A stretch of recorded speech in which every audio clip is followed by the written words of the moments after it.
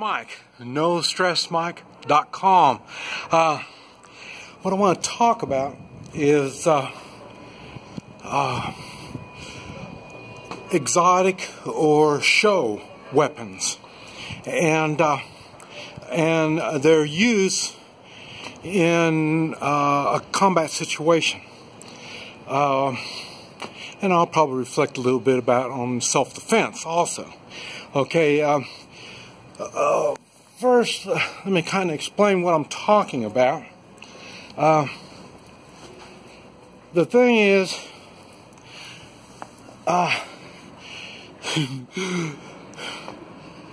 people,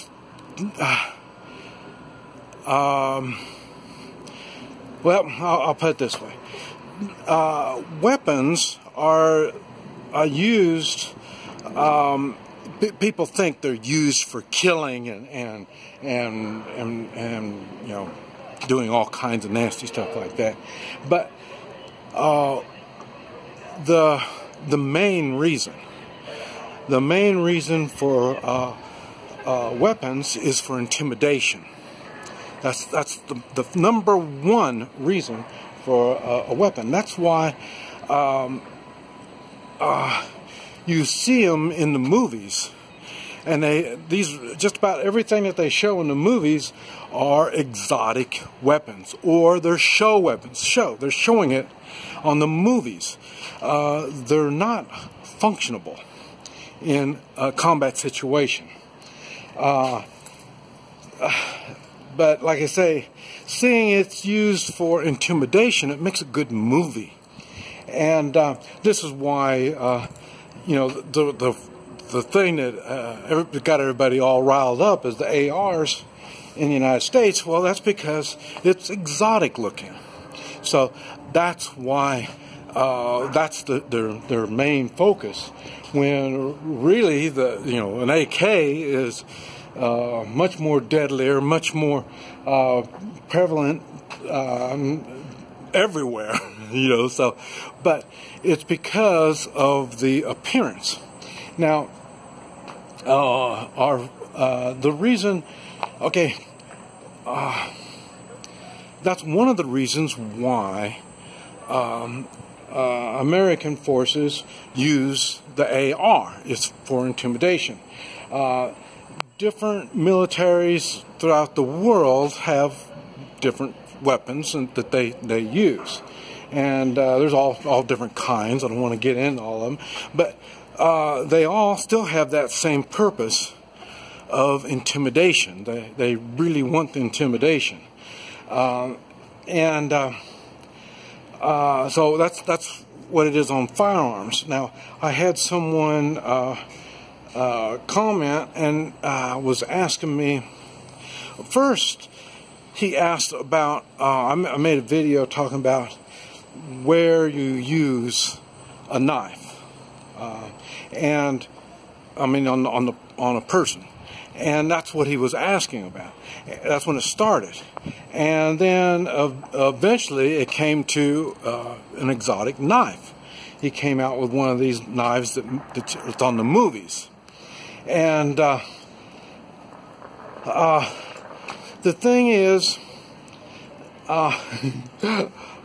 On knives, what makes a knife in a combat, what makes it useful, it's an extension of your body. Your arm is so long, with your fingers and hands are so long, you add the knife to the end of it, that's an extension.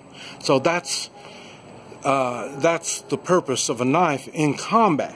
Now, they've got all kinds of knives, and you will see videos, and I think these videos are of professionals that, or some of them are anyway, that are professionals showing you how to use these knives. Now, it's I say realistically. I don't know where they're getting the idea of professional, because of my I think of professional, somebody with experience. I'm not talking about somebody that's studied it all and you know, has interviewed people and stuff like that. I'm talking about somebody who really knows their stuff, and because they're coming up with stuff like all the close quarter combat that I've been in. It lasts for each individual. That, you know, I say seldom is it one attacking me by myself.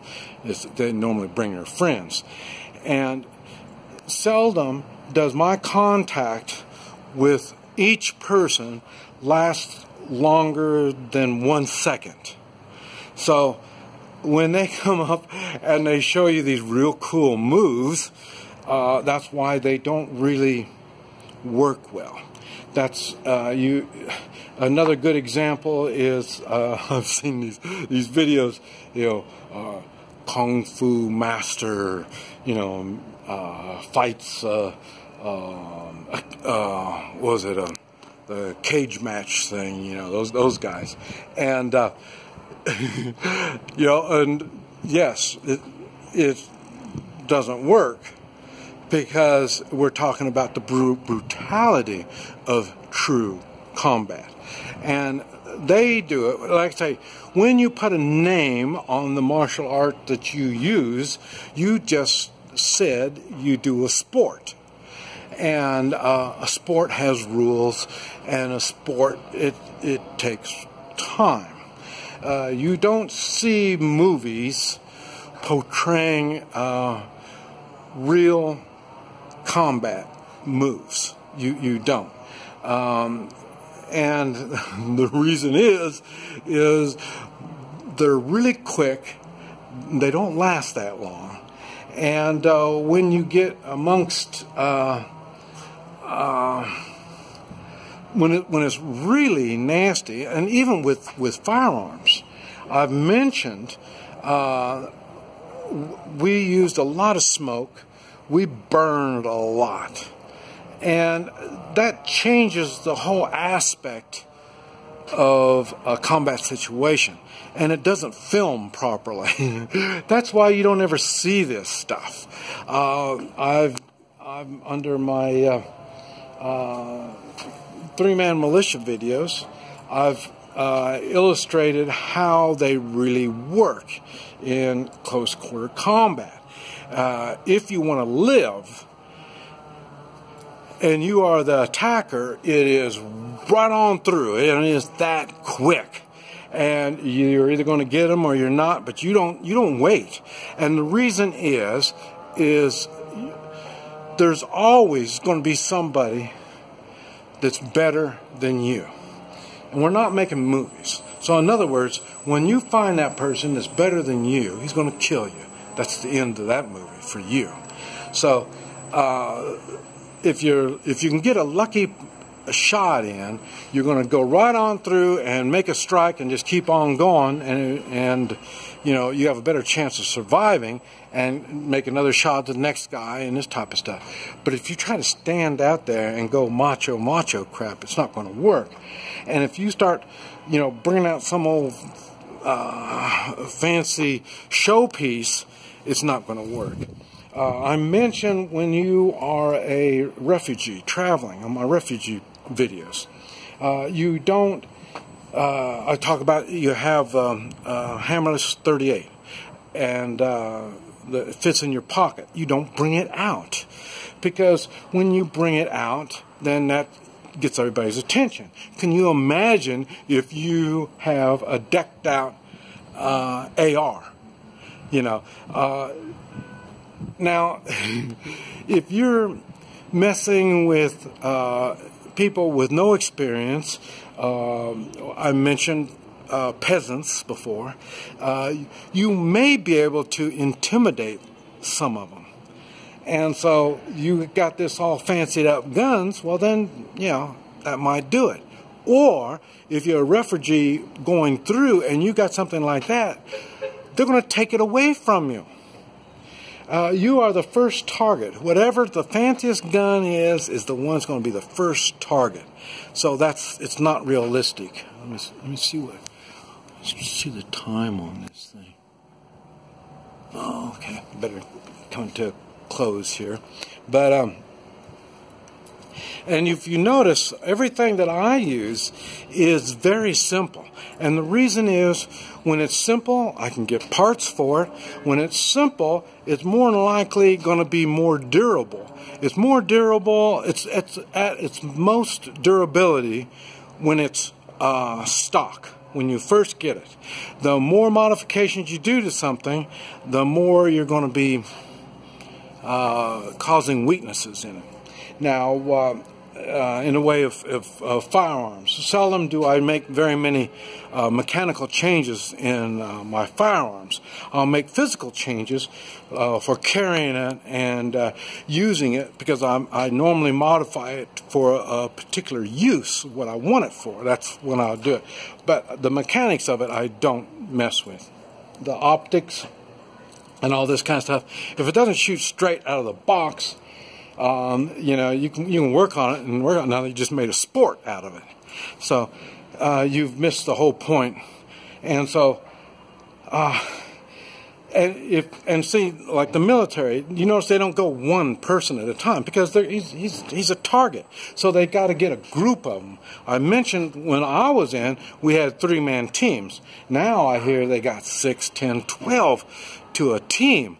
And that's because they've figured out that the guns by themselves aren't intimidating. So now what they're doing is they're putting more people in a team, and you see them decked out with all their bulletproof stuff and all their equipment and stuff like that. It's to bulk them up and that's the same thing. That's part of the intimidation process. But it also makes you a target. So being exotic, making a showpiece out of whatever kind of weapon you have makes you a target. It doesn't make you more efficient. This is Mike, NoStressMike.com.